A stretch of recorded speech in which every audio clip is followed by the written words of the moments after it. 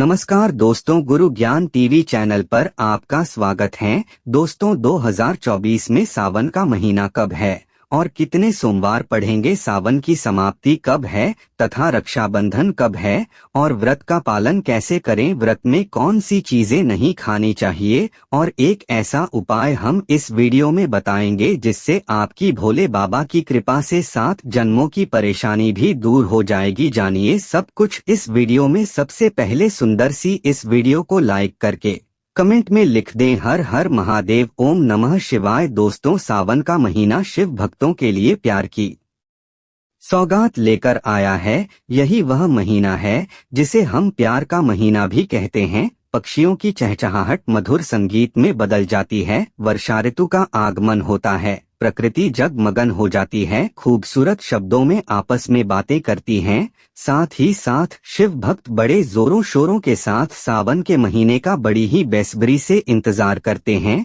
सावन में भगवान शिव धरती पर आकर अपने हर भक्त के घर में वास करते हैं और उनकी सच्ची भक्ति से धन धान्य करते हैं। सावन का हर एक दिन बहुत ही शुभ माना जाता है, हर दिन पवित्र होता है, हर दिन भगवान शिव की पूजा की जाती है। लेकिन सोमवार के व्रत की बात ही कुछ और होती है। पवित्र और शुभ दिन होता है सोमवार का दिन। इस दिन व्रतधारी व्रत रखकर संपूर्ण फलों की प्राप्ति करते हैं और अगले दिन सावन के पवित्र महीने में फिर से सोमवार के व्रत के आने की कामना करते हैं ताकि सावन में हम व्रत का फिर से संपूर्ण पालन और फल प्राप्त कर सकें। दोस्तों, आपको बता दें, इस बार सावन का महीना 2024 22 जुलाई और सोमवार के दिन पड़ेगा। सावन की समाप्ति होगी 19 अगस्त के दिन और सावन के आखिरी सोमवार के दिन ही 19 अगस्त यानी सोमवार के दिन ही रक्षाबंधन का त्योहार भी मनाया जाएगा। दोस्तों, अब जानते हैं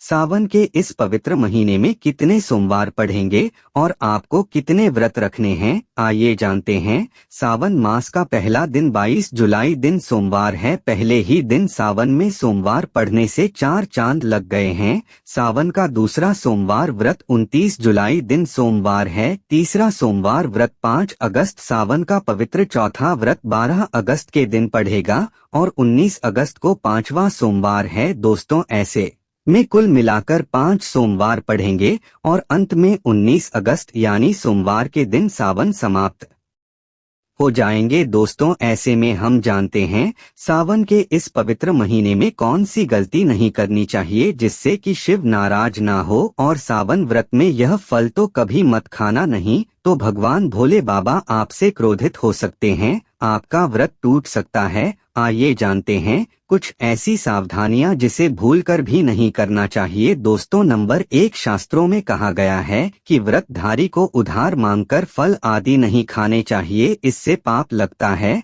और व्रत अधूरा रह जाता है। सोमवार का व्रत हो या कोई भी व्रत क्यों ना हो, पड़ोसियों से मांग कर भी व्रत आदि में फल वगैरह नहीं खाने चाहिए। व्रत में उधार मांगकर खाने से व्यक्ति का व्रत झूठा हो जाता है। ईश्वर की शरण में आने पर व्यक्ति को झूठ नहीं बोलना चाहिए, कर्ज नहीं लेना चाहिए, चुगली आदि नहीं करनी चाहिए, उधार मांग कर भी नहीं खाना चाहिए। अगर आपको कोई अपनी मर्जी से खाने के लिए व्रत में कुछ देता है तो उसे आप खा सकते हैं, लेकिन व्रत में कम से कम उधार मांगकर फल आदि नहीं खाना चाहिए, इससे पाप लगता है और व्यक्ति की पवित्रता भंग हो जाती है। दोस्तों, नंबर 2, सोमवार का व्रत हो या सावन का व्रत, आपको नाशपाती नहीं खाना चाहिए। दरअसल इस फल का नाम नाश यानी नाश करने वाला होता है, इसलिए इस फल को व्रत में नहीं खाना चाहिए। व्रत आदि को छोड़कर किसी और दिन आप कभी भी खा सकते हैं, लेकिन अगर जिस दिन आपका व्रत हो उस दिन नाशपाती का सेवन नहीं करना चाहिए, भगवान को भी नाशपाती नहीं चढ़ना चाहिए। दोस्तों, नंबर 3, कुत्तूम का आटा खाने से भी आपका व्रत टूट सकता है।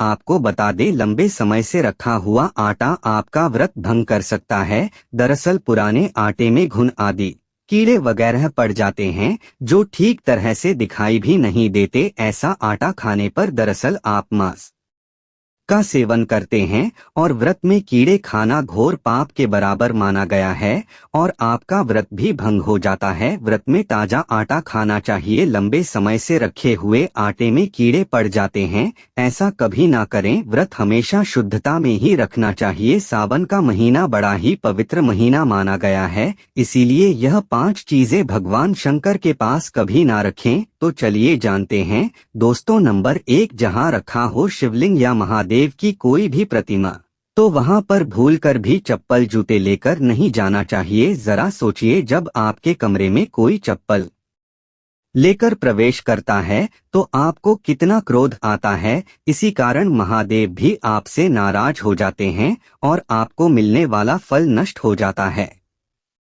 ऐसे में मंदिर में नंगे पांव ही प्रवेश करना चाहिए, क्योंकि चमड़े की चप्पल हमेशा अशुद्ध रहती है, इससे देव शक्ति नाराज होती है। दोस्तों नंबर 2, अक्सर महिलाओं को मासिक धर्म आ जाता है और वो बिना किसी को बताए पूजा पाठ कर लेती है, जो कि शास्त्रों में वर्जित माना गया है। इस समय महिलाओं को जानकर भी अनजान नहीं बनना चाहिए। अगर आपको मासिक पीड़ा है तो घर के बने मंदिर में या बाहर बने मंदिर में कभी प्रवेश नहीं करना चाहिए, इससे देव शक्तियां नाराज होकर आपसे क्रोधित हो सकती है। ऐसे समय में शिवलिंग को छूना घोर पाप के बराबर माना गया है। जरा सोचिए, ऐसी अवस्था में जब महिला को बुरा लगता है तो ईश्वर को कितना बुरा लगेगा। इसीलिए महिलाओं को ऐसी अवस्था में मंदिर यात्रा, घर में पूजा पाठ, भगवान की प्रतिमा को छूना या तुलसी में पानी भी नहीं डालना चाहिए। तुलसी का पौधा भी सूख जाता है। जब देव शक्तियां नाराज होती है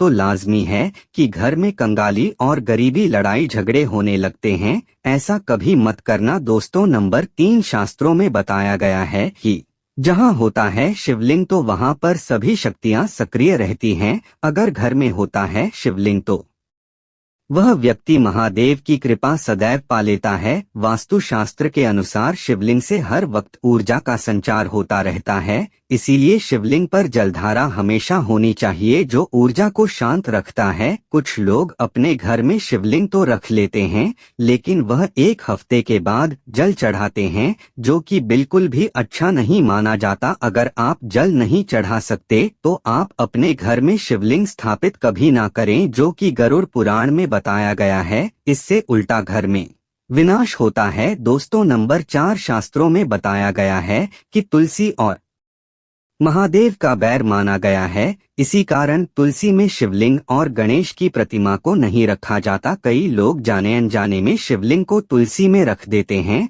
और घर में परेशानियां आना शुरू हो जाती हैं। इससे महाशक्तियां क्रोधित हो जाती है। शिवलिंग पर तुलसी भी नहीं चढ़ना चाहिए। तुलसी में और शिवलिंग में कुछ दूरी होनी चाहिए। दोस्तों नंबर 5, घर का मंदिर या बाहर का मंदिर, किसी भी मंदिर में ऐसे व्यक्ति को प्रवेश नहीं करना चाहिए जिसने स्त्री प्रसंग अर्थात संभोग किया हो या उसने मांस खाया हो। अगर आप शारीरिक रूप से गंदे हैं तो मंदिर के आसपास भी नहीं जाना चाहिए। घर के बने मंदिर में कोई कपड़ा आदि डाल देना चाहिए। जरा आप ही सोचिए, क्या आप मांस खाकर या स्त्री के साथ शारीरिक संबंध बनाकर भगवान के पास जाएंगे और क्या वह आपसे प्रसन्न होंगे? बिल्कुल भी नहीं। वह आपसे क्रोधित हो सकते हैं और आपसे नाराज हो जाएंगे। शास्त्रों में इसे घोर पाप माना गया है। इससे व्यक्ति नरक में जाता है। ऐसा दुष्ट स्वभाव मनुष्य की बर्बादी का कारण माना गया है। ऐसा ना करें। ईश्वर के सामने हमेशा नहा धोकर मन पवित्र लेकर ही जाना चाहिए। इससे सभी शक्तियां आपसे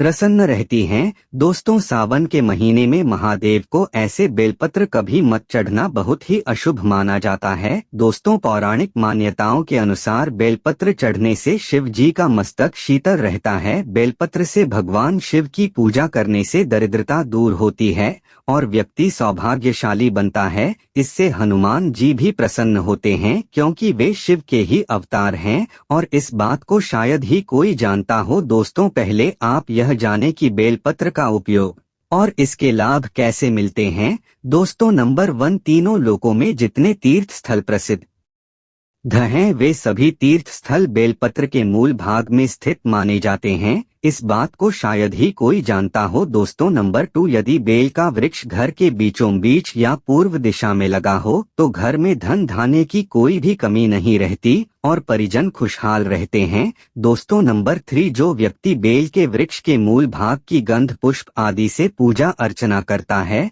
उसे मृत्यु के पश्चात शिवलोक की प्राप्ति होती है। दोस्तों अब जानते हैं